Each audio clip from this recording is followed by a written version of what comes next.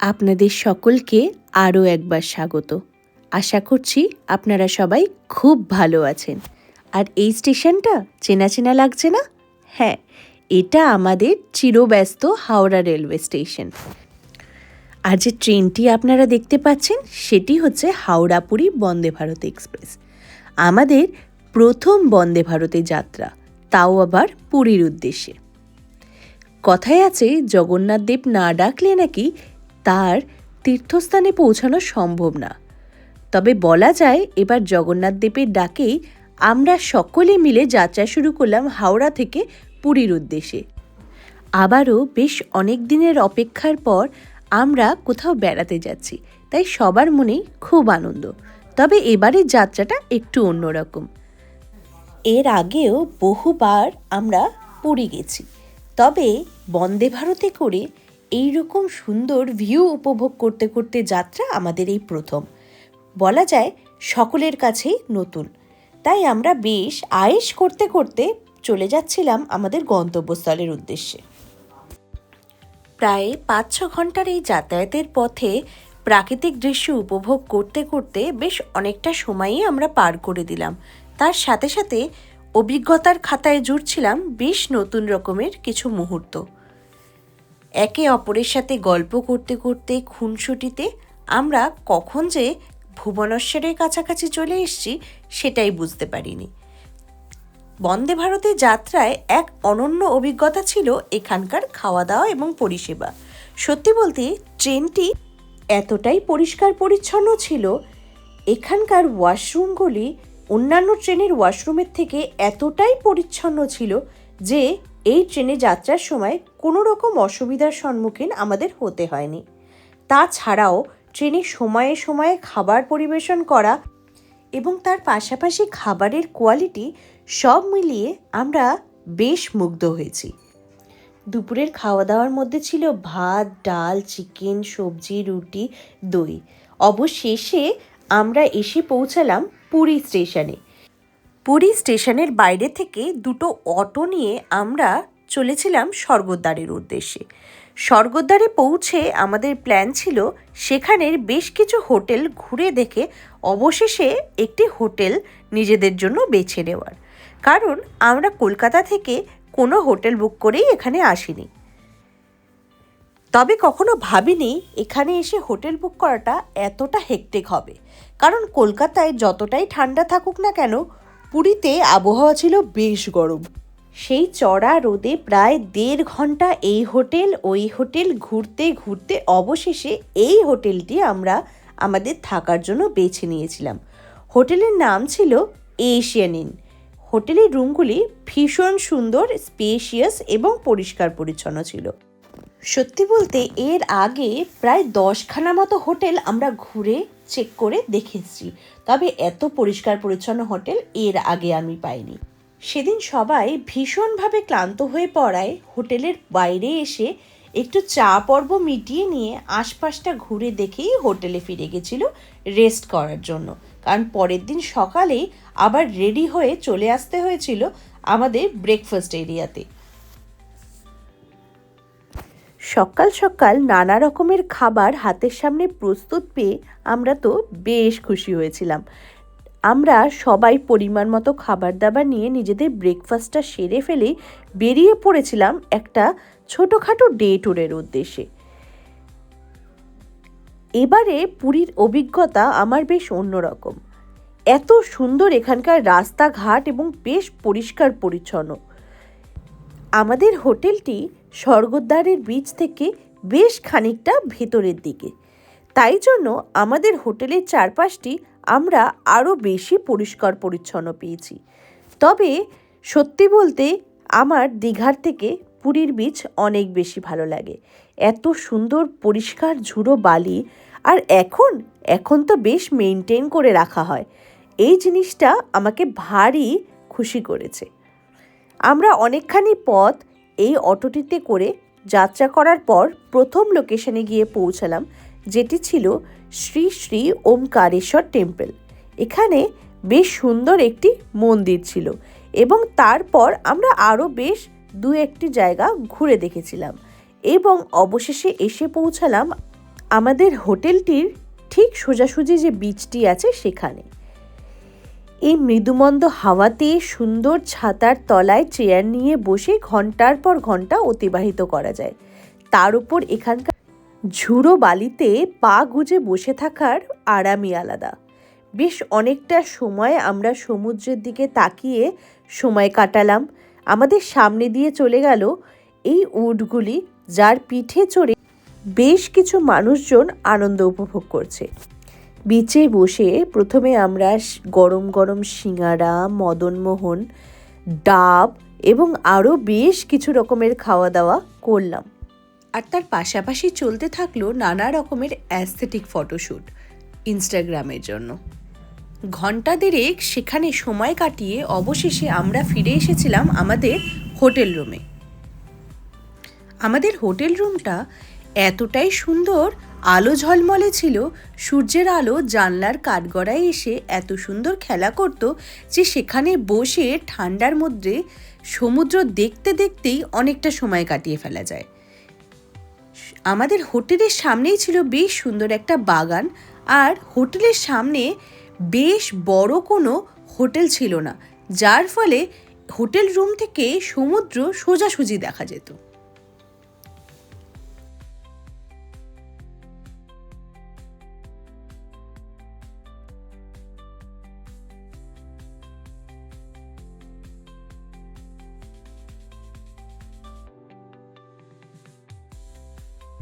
দুপুরের প্রখর রোদ থেকে ঘরে এসে খাওয়া দাওয়া, স্নান সেরে একটু হালকা করে রেস্ট করে নিয়ে শরীরটাকে বেশ ফুরফুরে মনে হচ্ছিল। কিছুটা সময় নিজেদের মধ্যে গল্প আড্ডা করতে করতে কাটাচ্ছিলাম এবং নানা রকমের গল্প নিয়ে মা মেয়েরা মেতে উঠেছিলাম। তারপরে আমরা একটু রেডি হয়ে বেরিয়ে পড়েছিলাম নীলাদ্রি বিচ যাওয়ার উদ্দেশ্যে। বেশ অনেক দিন পর আমরা আবার সবাই মিলে ঘুরতে যাচ্ছি, তাই আমাদের মধ্যে এক্সাইটমেন্টটাও অন্য লেভেলের। তা সে পুরী হোক বা দীঘা, যেখানে সবাই মিলে একসঙ্গে যাওয়া যায় সেখানে যাওয়ার আনন্দই অন্যরকম।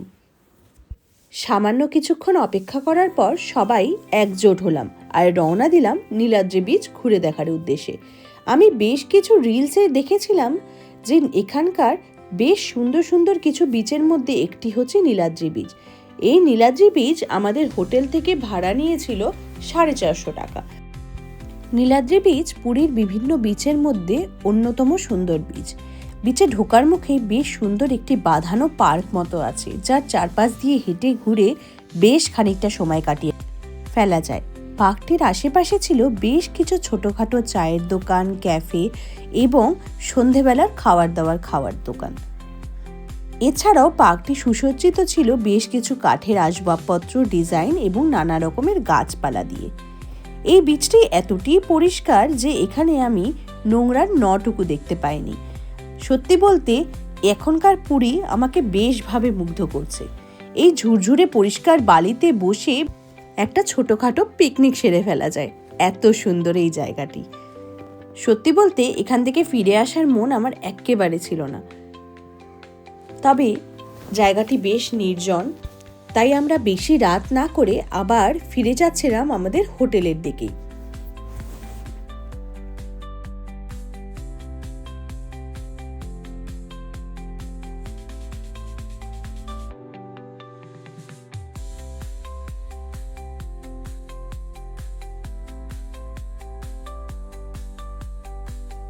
নীলাদ্রি বিচের সামনের পার্কটিতে একটি ছোট্ট চায়ের দোকান দেখেই আমরা সবাই মিলে সন্ধ্যের চা জলখাবারটি সেরে ফেললাম।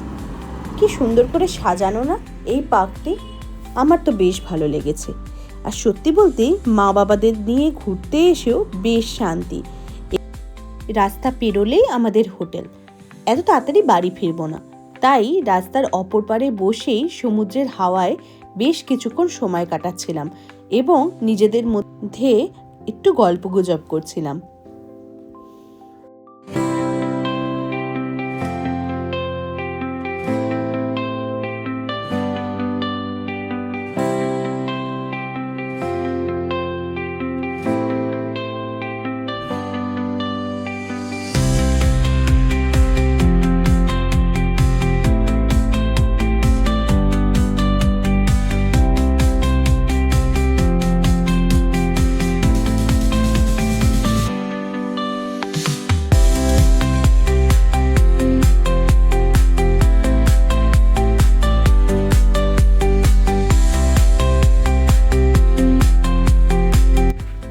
বেশ কিছুক্ষণ সময় সমুদ্রের পাড়ে কাটিয়ে ফেলার পর আমরা ফিরে এসেছিলাম আমাদের হোটেলেই খাওয়া দাওয়ার জন্য। আমাদের রাতের ডিনারটি সারার কথা ছিল আমাদের হোটেলে। এই হোটেলটিতে খাওয়া দাওয়ার এত সুব্যবস্থা আর প্রাইস এত রিজনেবল যে বাইরে কোথাও খাওয়ার কথা মনেই হয়নি। হালকা ডিনার সেরে আমরা রেস্ট নিয়ে পরের দিন বেরিয়ে পড়েছিলাম আমাদের ফুল ডে ট্রিপের জন্য। সেই পুরীর বিখ্যাত ডে ট্রিপ, যার মধ্যে পুরীর সমস্ত বিখ্যাত জায়গাগুলি ইনক্লুডেড ছিল। আমরা সেখান থেকে প্রায় ৩৫০০ টাকায় একটি আর্টিকা গাড়ি বুক করে ৬ জন মিলে বেরিয়ে পড়েছিলাম সুন্দর সুন্দর জায়গাগুলি ঘুরে দেখার জন্য। প্রথমেই রাস্তার মাঝে পড়েছিল একটি স্যান্ড আর্ট মিউজিয়াম। এই স্যান্ড আর্ট গ্যালারিতে বালি দিয়ে তৈরি বিভিন্ন রকমের মূর্তি ছিল। আমি জানি না কিভাবে এগুলিকে সংরক্ষণ করা হয়েছে, তবে জায়গাটি ঘুরে দেখতে বেশ ভালো লেগেছিল। এখানে পুরীর মন্দির থেকে শুরু করে অ্যাভেঞ্জার্সের হিরোদের মূর্তি, কিংকং এবং আরও নানা রকমের মূর্তি সাজানো হয়েছিল শুধু বালির ওপর ভিত্তি করে। একজন শিল্পীর অসীম ধৈর্য এবং তার শিল্পকলার পরিচয় পাওয়া যায় এই স্যান্ড আর্ট মিউজিয়ামটি ঘুরে দেখলে। একের পর এক জলজ্যান্ত মূর্তি দাঁড়িয়ে আছে আমাদের চোখের সামনে। খুব স্বল্প মূল্যেই আমরা এই স্যান্ড আর্ট মিউজিয়ামটি ঘুরে দেখেছিলাম এবং আমাদের সকলেরই বেশ ভালো লেগেছিল।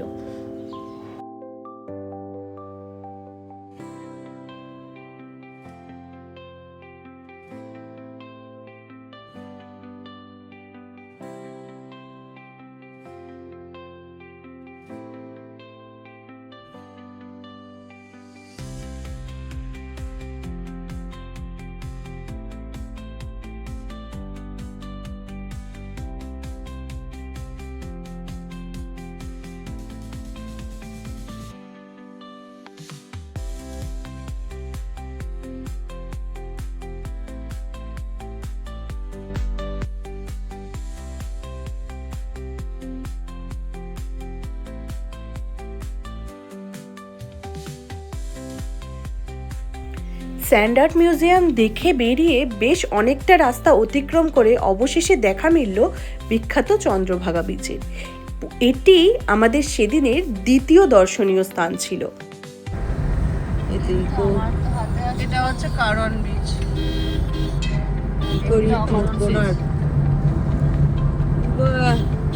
কি ফ্যানটা খালি দাঁড়াবে না এখানে আগে এটা দিয়ে গিয়েছিলাম। এখানে দাঁড়িয়ে যাবে। আপনার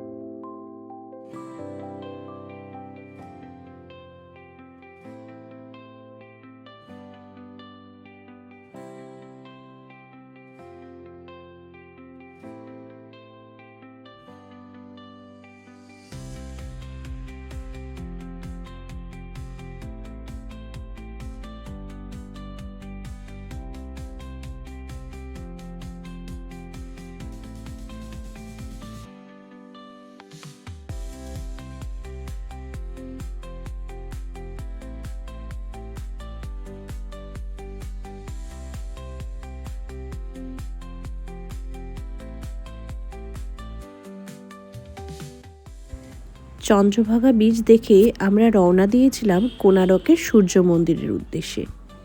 মাঝে রাস্তায় পেয়েছিলাম একটা বেশ ভালো ডাবের দোকান।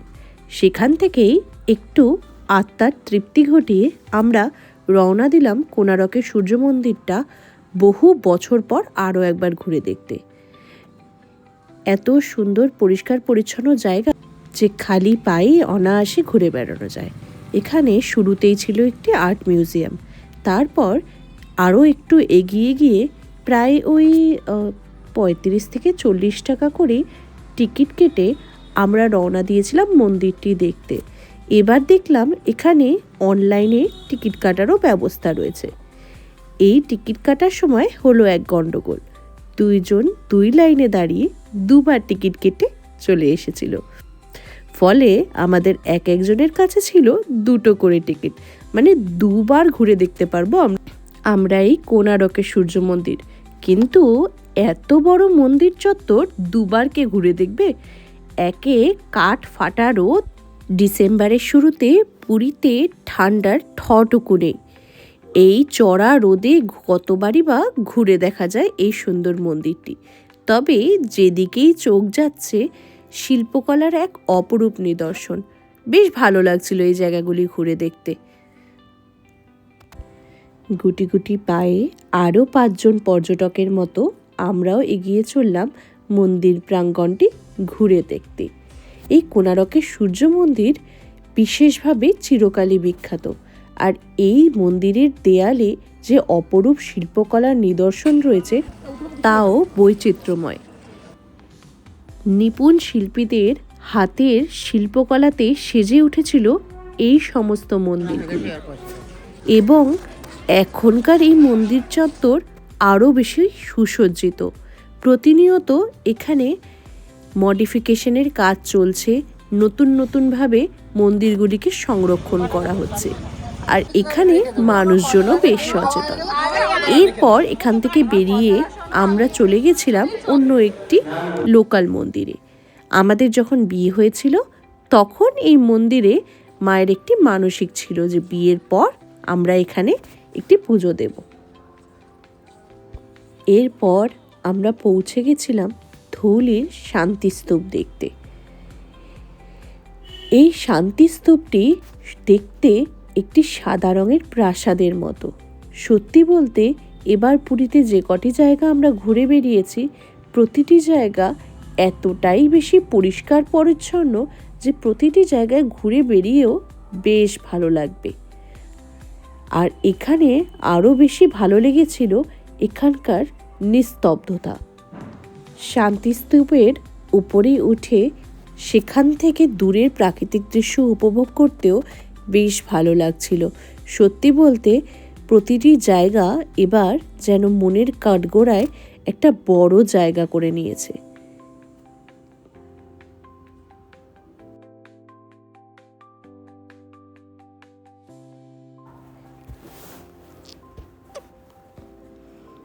কি ভালো লাগছে না এই জায়গাটি থেকে দাঁড়িয়ে দূরের প্রাকৃতিক দৃশ্যগুলোকে উপভোগ করতে।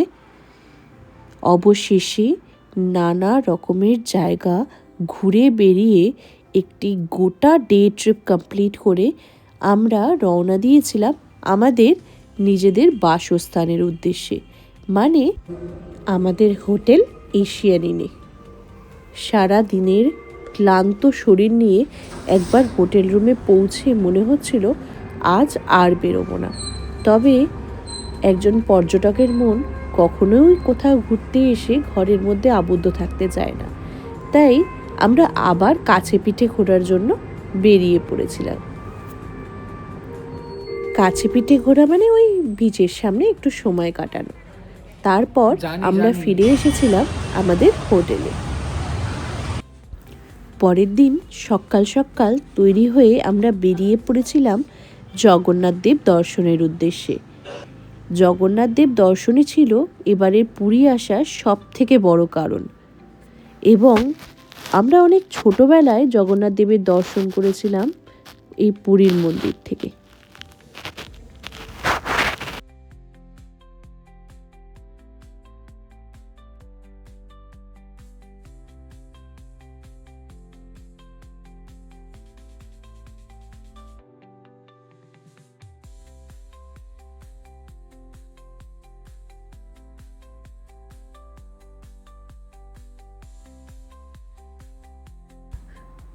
অবশেষে দেখা মিলল সেই বিখ্যাত জগন্নাথ ধামের, যা দেখার আশা মানুষ সারা জীবন ধরে করতে থাকে।